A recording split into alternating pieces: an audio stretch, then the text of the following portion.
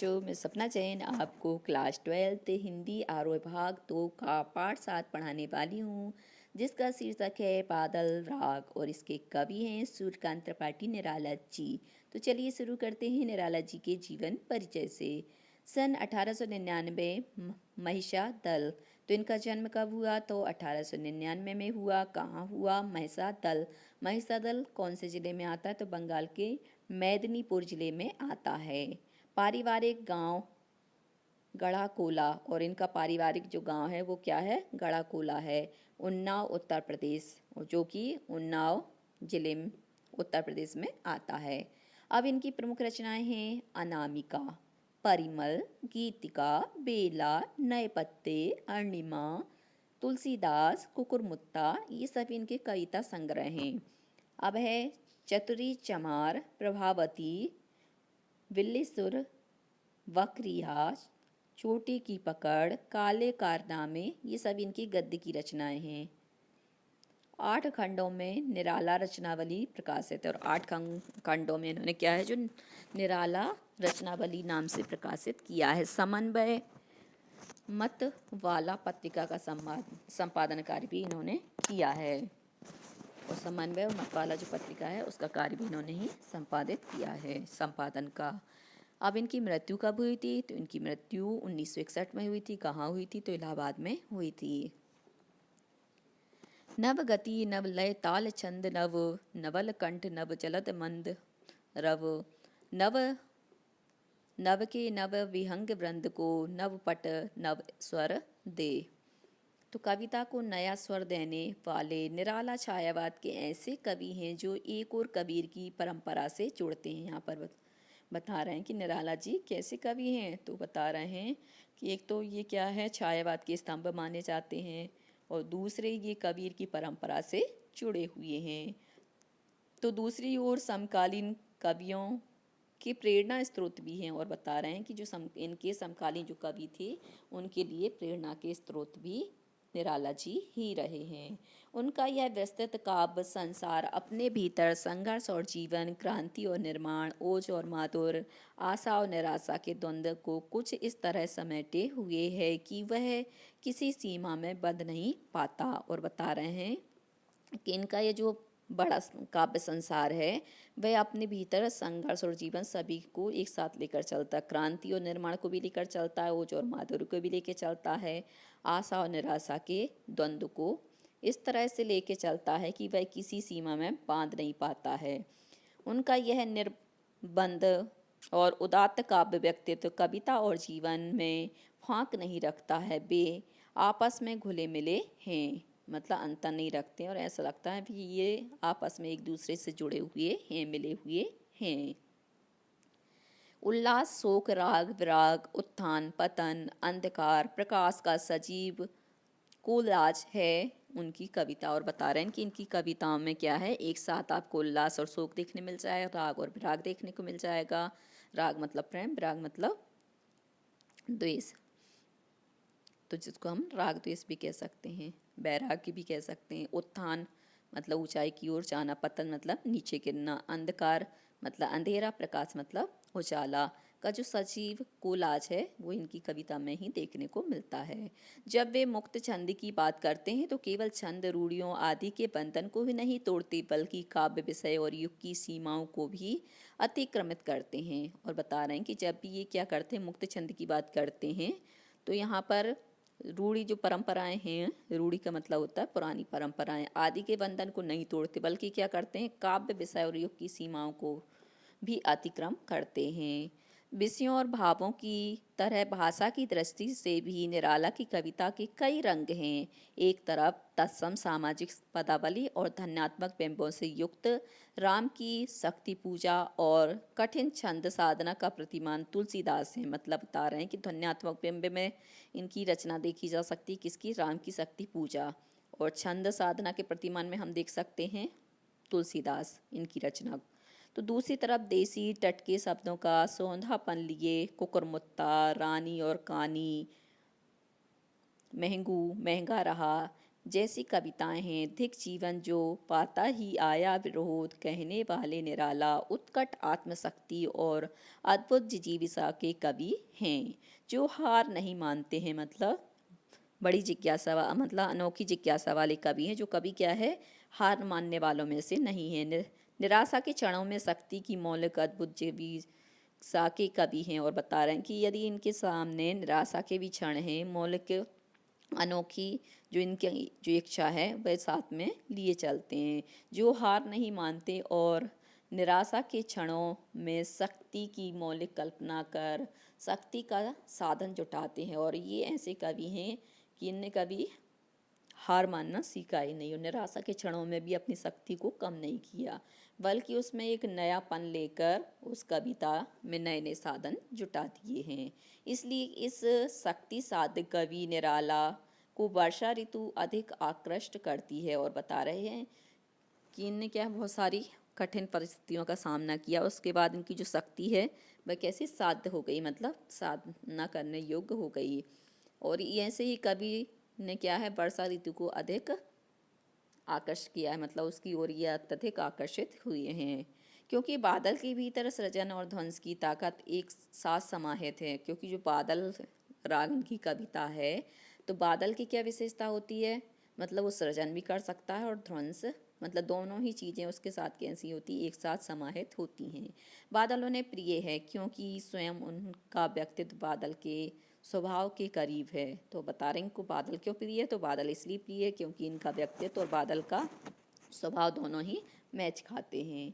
बादल किसान के लिए उल्लास एवं निर्माण का, तो मजदूर के संदर्भ में क्रांति एवं बदलाव का अग्रदूत है। बता रहे हैं कि एक साथ कैसे हैं, तो बता रहे हैं कि बादल जहाँ किसान के लिए उल्लास खुशी का माहौल लेकर आता है, वहीं मजदूर के लिए क्या है, क्रांति और बदलाव का अग्रदूत बनकर आता है। तो एक साथ क्या हो जाती, दोनों चीज़ें यहाँ पर आ जाती, सृजन और ध्वंस। बादल राग कविता अनामिका में 6 खंडों में प्रकाशित। जो बादल राग कविता है यह अनामिका में क्या 6 खंडों में प्रकाशित हो चुकी है। यहाँ उसका 6वां खंड लिया गया है, और जो ये बादल राग कविता है ये क्या है, इसका 6वां खंड है। लघु मानव आम आदमी के दुख से त्रस्त कवि यहाँ बादल का आह्वान क्रांति के रूप में कर रहा है, क्योंकि विप्लव रव से छोटे ही हैं शोभा पाते। किसान मजदूरी की आकांक्षाएं बादल को नव निर्माण के राग के रूप में पुकार रही हैं। क्रांति हमेशा वंचितों का प्रतिनिधित्व करती है। जो क्रांति होती है वह जो ठगे हुए रहते, वंचित होते हैं, ऐसे ही लोगों का क्या करती, प्रतिनिधित्व करती है। इस अर्थ में भी छोटे को देखा जा सकता है। अट्टालिका नहीं है रे मैं भी वंचितों की पक्षधरता की अनुगूंज स्पष्ट है। बादलों के अंग अंग में बिजलियां सोई हैं, वज्रपात से उनके शरीर आहत भी हो तो भी हिम्मत नहीं हारते, बार बार गिरकर उठते हैं। और यहाँ पर बता रहे हैं कि बादलों के अंग अंग में क्या है, जो बिजली आपने देखी होगी कई बार बादलों से ही क्या है, बिजली गिरती है, तो वो बिजली क्या है, बादलों के अंग अंग में सोई है। वज्रपात से उनके शरीर आहत भी हो तो भी हिम्मत नहीं हारते, मतलब वज्रपात हो और ऐसे में उनका जो शरीर है वह आहत हो जाए तो भी वो क्या है, हिम्मत नहीं हारते, बार बार गिरकर उठते हैं। गगन स्पर्शी स्पर्धा धीर, ये बादल दरअसल वीरों का एक प्रमथ दल दिखलाई देते हैं। जैसे वीर होते हैं तो वीर कभी भी क्या है, हार नहीं मानते, ऐसे ही बादल भी कभी हार नहीं मानते। चूंकि ये क्लव के बादल हैं विप्लव के, इसलिए गर्जन तर्जन अमोघ है। इसलिए इनका जो गर्जन और तर्जन है वो कैसा है, अमोघ है। जैसे एक अमोघ बाण होता है ऐसे ही है। गर्मी से तपी झुलसी धरती पर क्रांति के संदेश की तरह बादल आए हैं। हर तरफ सब कुछ रूखा सूखा और मुरझाया सा है। अकाल की चिंता से व्याकुल किसान हाड़ मास ही रह गए हैं। अकाल हम पड़ जाता है तो किसान कैसे व्याकुल हो जाते हैं, और चिंता में क्या है, उनके पास सिर्फ पहाड़ मात्र ही रह जाता है, मतलब मांस नहीं बचता, सूख जाते हैं वो। जीर्ण शरीर त्रस्त नयन मुख पूरी धरती पर हृदय दग्ध है। ऐसे में बादल का प्रकट होना प्रकृति में और जगत में कैसे परिवर्तन घटित कर रहा है। कविता इन बिंबों के माध्यम से इसको अत्यंत सजल और व्यंजक संकेत करती है। मतलब जल से साथ और व्यंजना के साथ यहाँ पर बताती है।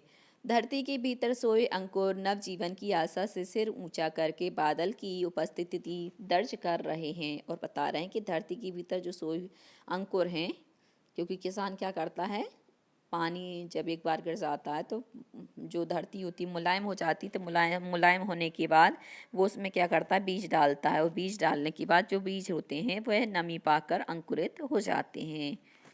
सर ऊंचा करके बादल की उपस्थिति दर्ज कर रहे हैं, और फिर वो दूसरी बारिश का उम्मीद करते हैं कि अब ये क्या है, अंकुरित हो गए हैं, तो अब इनको बड़े होने के लिए पानी चाहिए। तो वो क्या करते हैं, बादल की ओर देखते हैं। क्रांति जो हरियाली लाएगी उसके सबसे उत्फुल्ल धारक नए पौधे छोटे बच्चे ही होंगे, और बता रहे हैं कि क्रांति होगी और हरियाली लेकर आएगी तो उसके सबसे जो उत्फुल्ल धारण करने वाले नए पौधे और छोटे बच्चे ही होंगे। मतलब जो अंकुरित हो गए हैं, अंकुरित होने के बाद वो ही पौधे बन जाएंगे। समीर सागर के विराट बिंब से निराला की कविता शुरू होती है। यह इकलौता बिंब इतना विराट और व्यंजक है कि निराला का पूरा काव्य व्यक्तित्व इसमें उमड़ता घुमड़ता दिखलाई देता है। इस तरह यह कविता लघु मानव की खुशहाली का राग बन गई है। इसलिए बादल राग एक ओर जीवन निर्माण के नए राग का सूचक है, तो दूसरी ओर उस भैरव संगीत का जो नव निर्माण का कारण बनता है। तो यहाँ पर दोनों ही चीज़ें एक साथ दिखा दी हैं, निर्माण और ध्वंस। अब आते हैं हम कविता पर। सबसे पहले कविता का वाचन करेंगे, फिर कविता के अर्थ को संदर्भ, प्रसंग, व्याख्या और विशेष के साथ समझेंगे। तिरती है समीर सागर पर, अस्थिर सुख पर दुख की छाया, जग की दग्ध हृदय पर निर्दय प्लव की प्लावित माया। यह तेरी रण तटी भरी आकांक्षाओं से, घन भैरी गर्जन से सजग सुप्त अंकुर, उर्मे पृथ्वी की आशाओं से नवजीवन की ऊंचा कर सिर ताक रहे हैं। ये विप्लव के बादल फिर बार बार गर्जन वर्षण है, मूषलधार हृदय थाम लेता संसार। सुन सुन घोर वज्र हुंकार, असनी पात से सपित उन्नत सत सत वीर, छत बिछत हत अचल शरीर, गगन स्पर्शी स्पर्धा धीर। हंसते हैं छोटे पौधे लघु भार, सस अपार हिल हिल खिल खिल, हाथ हिलाते तुझे बुलाते, विप्लव रव से छोटे ही हैं शोभा पाते। अट्टालिका नहीं है रे आतंक भवन, सदा पंख पर ही होता जल विप्लव प्लावन। क्षुद्र प्रफुल्ल सजल से सदा छलकता नीर, रोग शोक में भी हंसता है शैशव का सुकुमार शरीर। रुद्रकोश है क्षुब्ध तोष अंगना अंग से लिपटे भी, आतंक अंक पर कांप रहे हैं धनी वज्र गर्जन से बादल। त्रस्त नयन मुख ढाप रहे हैं, जीर्ण बाहु हैं सीर्ण शरीर, तुझे बुलाता कृषक अधीर। ये विप्लव के वीर चूस लिया है उसका सार, हाड़ मात्र ही है आधार, हे जीवन के पारावार। अब यहाँ पर हम संदर्भ प्रसंग को देखेंगे, फिर उसके बाद व्याख्या को, उसके बाद विशेष को। तो संदर्भ है इसका प्रस्तुत काव्यांश हमारी पाठ्यपुस्तक आरोह भाग 2 से संकलित कविता बादल राग से उद्धृत है या दिया गया है। इसके रचयिता महाकवि सूर्यकांत त्रिपाठी निराला हैं, और इसके जो कवि हैं वह कौन है, सूर्यकांत त्रिपाठी निराला जी हैं। इसमें कवि ने बादल को विप्लव व क्रांति का प्रतीक मानकर उसका आह्वान किया है। तो ये प्रसंग हो जाएगा कि कवि ने बादल को विप्लव व क्रांति का प्रतीक मानकर उसको बुलाया है। आह्वान करना मतलब बुलाना, आमंत्रण करना। व्याख्या, कवि बादल को संबोधित करते हुए कहता है कि हे क्रांति दूत रूपी बादल, तुम आकाश में ऐसे में मंडराते रहते हो जैसे पवन रूपी सागर पर कोई नौका तैर रही हो। और बता रहे हैं कि हे बादल, तुम क्या है, अग्रदूत रूपी बादल के समान आते हो और तुम आकाश में ऐसे में उड़ाते रहते हो, मतलब बादल आपने देखा हो आकाश में कैसे लगते हैं, उड़ते हुए लगते हैं। जब वो पानी भर के लाते हैं तो वो भारी हो जाते हैं, नहीं तो हल्के रहते हैं तो जल्दी जल्दी जल्दी जल्दी चलते हैं। तो ऐसे डराते रहो जैसे पवन रूपी सागर पर कोई नौका तैर रही हो। और ऐसी जो दृश्य है उसको मान दिया है कि ऐसा लगता है ये जैसे मान लो पवन रूपी सागर पर क्या है, कोई नौका नौका होती, नाव होती, वही तैर रही हो। यह उसी प्रकार है जैसे अस्थिर सुख पर दुख की छाया में डराती रहती है, उस हवा के समान चंचल है तथा अस्थायी है। बादल संसार के जले हुए हृदय पर निर्दयी प्रलय रूपी माया के रूप में हमेशा स्थिर रहते हैं। और जो बादल होते हैं, जब व्यक्ति क्या है, संसार के जो जले हुए हृदय पर क्या है, निर्दयी प्रलय रूपी जो माया के रूप में हमेशा कैसे दिखाई देते हैं, स्थिर दिखाई देते। कौन? बादल। बादलों की युद्ध रूपी नौका में आम आदमी की इच्छाएं भरी हुई रहती हैं। और बता रहे हैं कि जो बादल का जब हमें दृश्य दिखाई देता है, विशेषकर किसानों को दिखाई देता है, तो वो क्या है, उनकी इच्छाओं को भर देता है। मतलब थोड़े से भी बादल काले काले दिखते तो उनको लगता हाँ अब पानी बरसने वाला है और हमारे सुख के दिन आने वाले हैं। कौन सोचते हैं? किसान लोग। कवि कहता है कि हे बादल, तेरी भारी भरकम गर्जना से धरती के गर्भ में सोए हुए अंकुर सजग हो जाते हैं।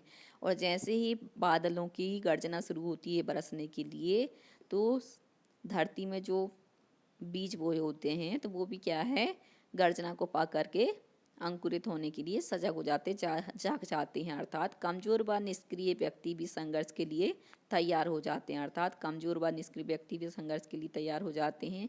हे विप्लव के बादल, ये अंकुर नए जीवन की आशा में सिर उठाकर तुझे ताक रहे हैं, मतलब देख रहे हैं। अर्थात शोषितों के मन में भी अपने उद्धार की आशाएं फूट पड़ी हैं, जाग उठी हैं। अब यहाँ पर विशेष मुक्त छंद का प्रयोग किया गया है, क्योंकि आपने देखा होगा जो छंद था वह कहीं पर बंधा हुआ नहीं था, अलग अलग थे जो पंक्तियाँ थीं।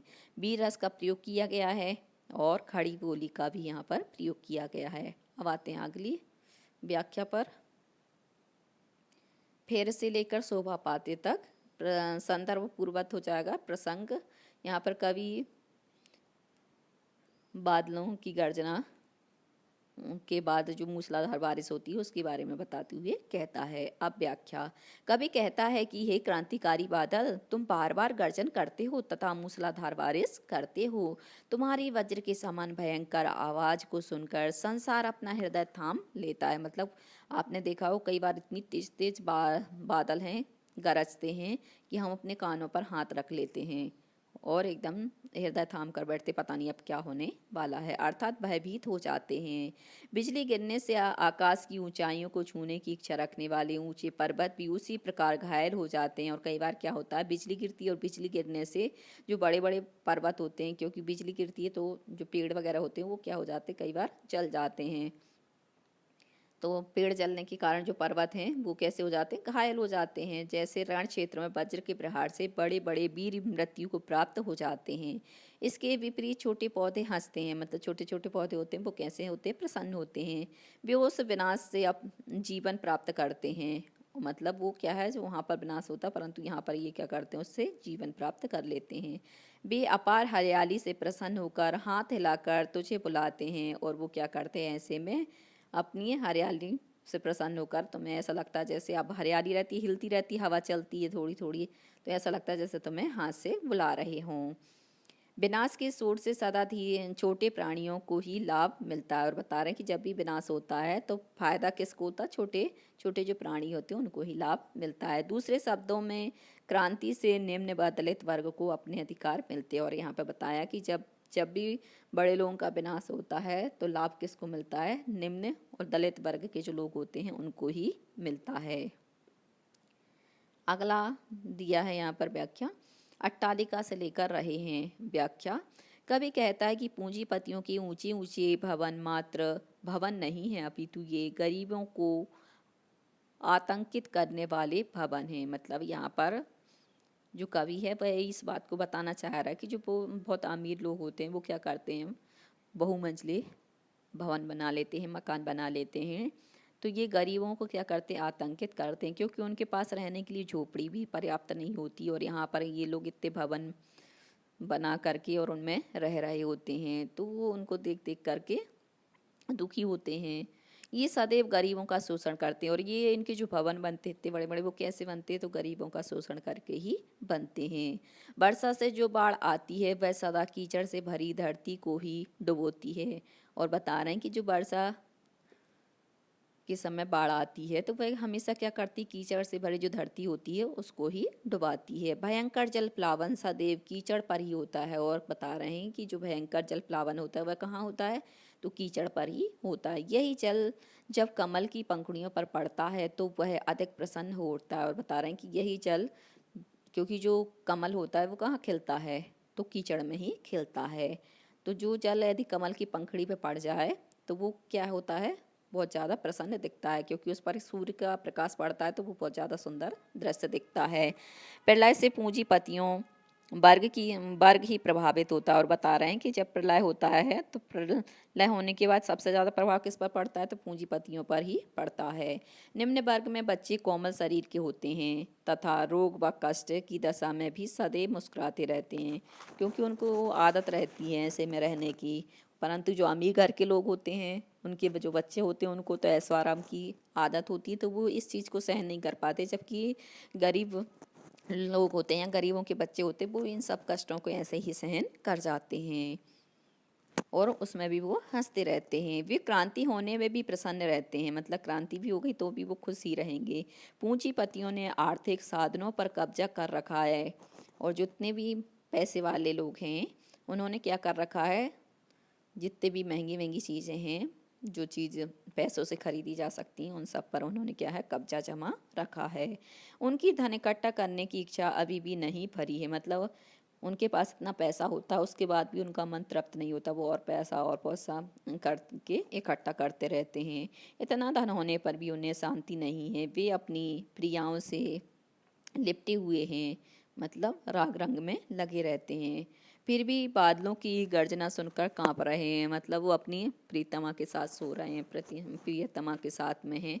उसके बाद भी जैसे ही बादल गरजते हैं तो वो एकदम से क्या होते हैं, डर जाते हैं। वे क्रांति की गर्जन सुनकर भय से अपनी आंखें बंद किए हुए हैं, मतलब जैसे ही उनको लगता है कि अब क्रांति होने वाली है तो उसके गर्जन को सुनकर वे क्या है, भय से भयभीत हो जाते हैं।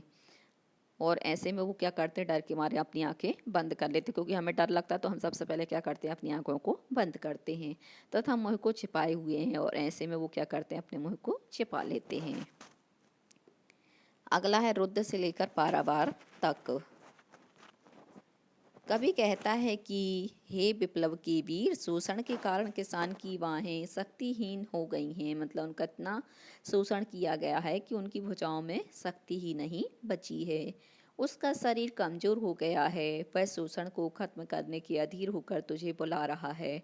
और बता रहे हैं कि उसका शरीर भी कैसा हो गया है, कमजोर पड़ गया है।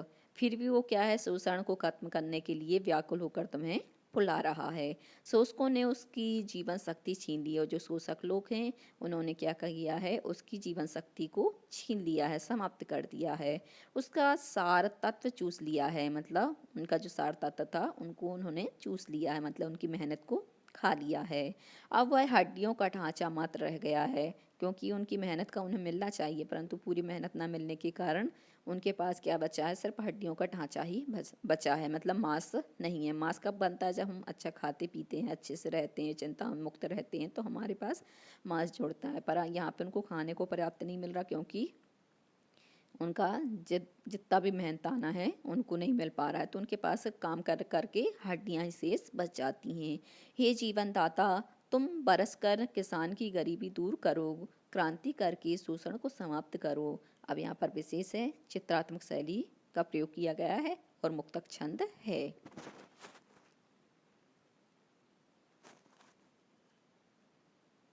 भय उन्हें बना रहता है।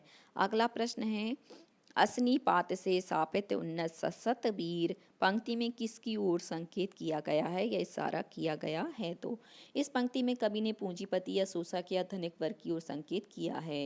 बिजली गिरना का तात्पर्य है, या बिजली गिरने से तात्पर्य है क्रांति से। क्रांति से जो विशेष अधिक प्राप्त वर्ग है उसकी प्रभुसत्ता समाप्त हो जाएगी।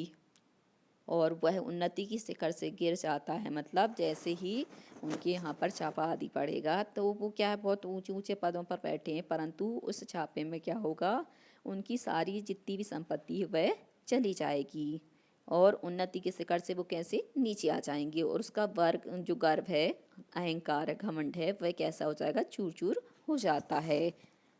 अगला है, विप्लव रव से छोटे ही हैं शोभा पाते। पंक्ति में विप्लव रव से क्या तात्पर्य है, क्या मतलब है? छोटे ही हैं शोभा पाते, ऐसा क्यों कहा गया है? तो इसका उत्तर है, विप्लव रव से तात्पर्य है क्रांति गर्जन, मतलब जब क्रांति होती है।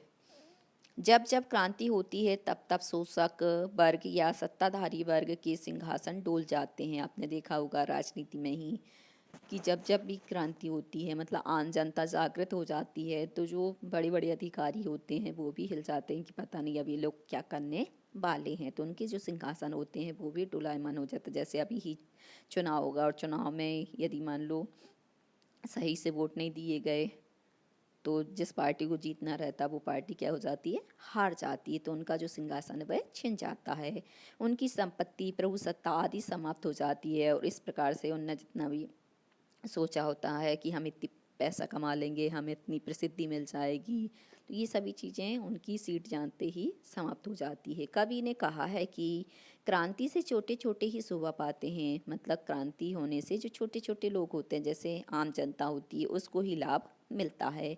यहाँ छोटे छोटे से तात्पर्य है आम आदमी से। आम आदमी ही शोषण का शिकार होता है, उसका चिंता कुछ नहीं है, मतलब उसका जाता कुछ नहीं है, अपितु उसे कुछ अधिकार मिलते हैं, और परंतु उन्हें कुछ ना कुछ अधिकार मिल ही जाते हैं, उसका शोषण समाप्त हो जाता है और उनका जो शोषण हो रहा होता है वो क्या हो जाता है, समाप्त हो जाता है, खत्म हो जाता है।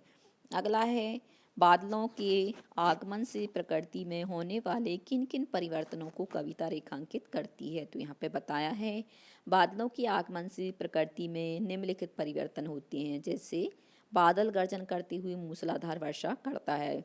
आपने देखा होगा कि पहले बादल क्या करते हैं, गरजते हैं, उसके बाद बहुत तेज बारिश में बरसते हैं। पृथ्वी से पौधों का अंकुरण होने लगता है और जैसे ही पानी की बूंदें पड़ती हैं तो वो जो बीज होते हैं वह कैसे हो जाते हैं, अंकुरित हो जाते हैं।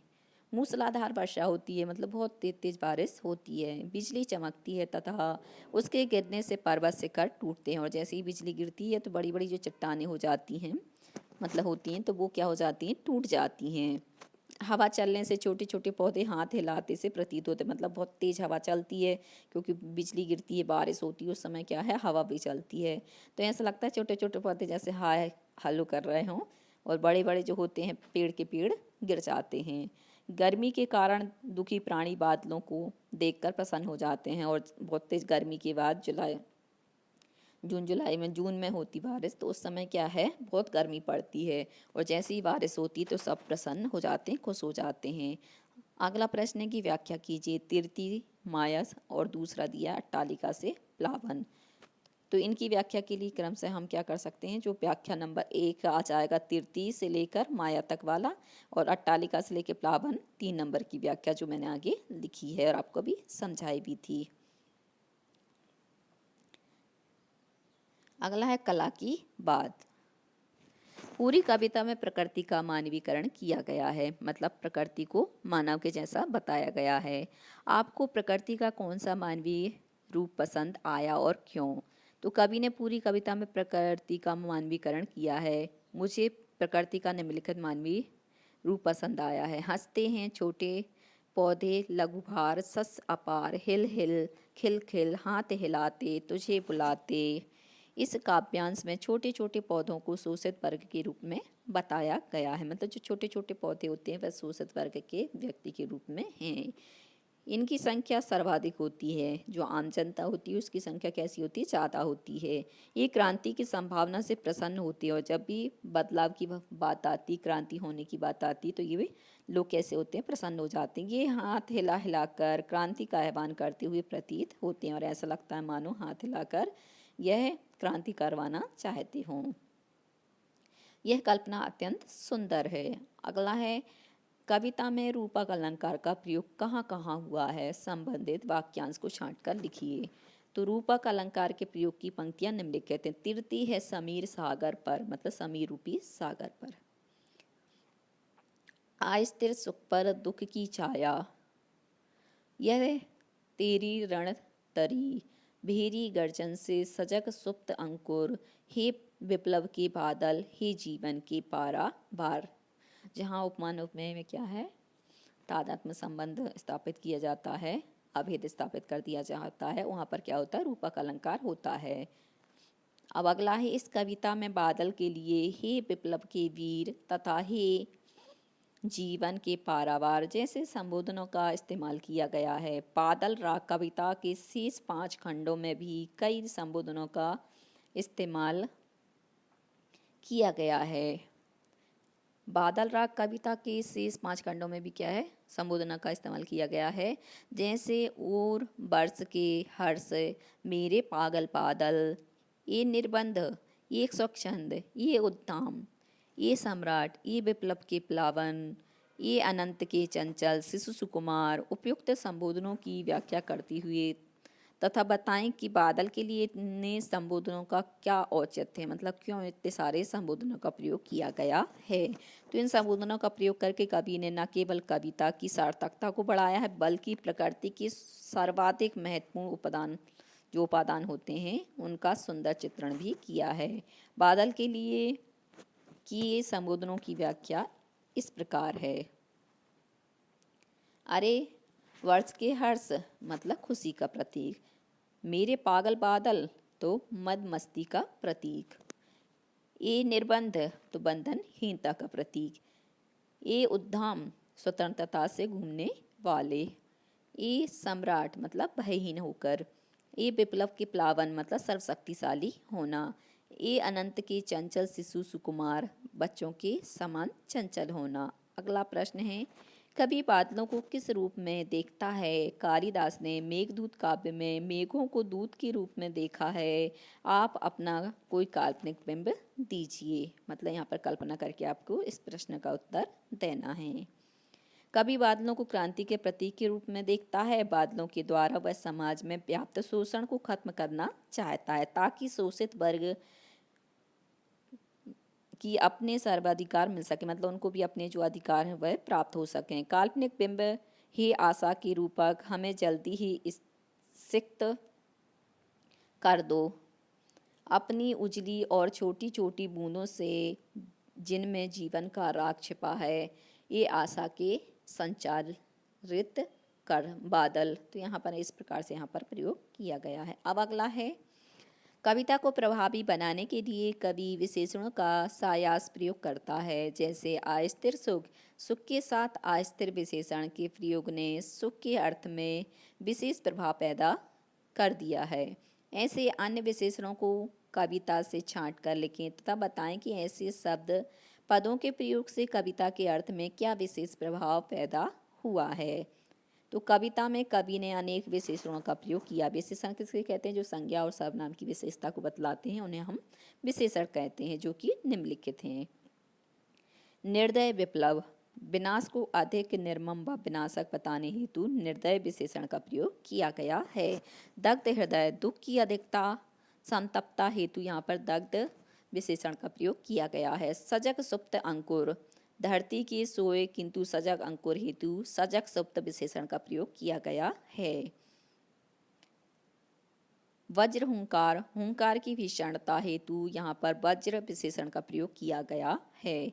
गगन स्पर्शी, बादलों की अत्यधिक ऊंचाई बताने हेतु यहाँ पर गगन स्पर्शी का प्रयोग किया गया है।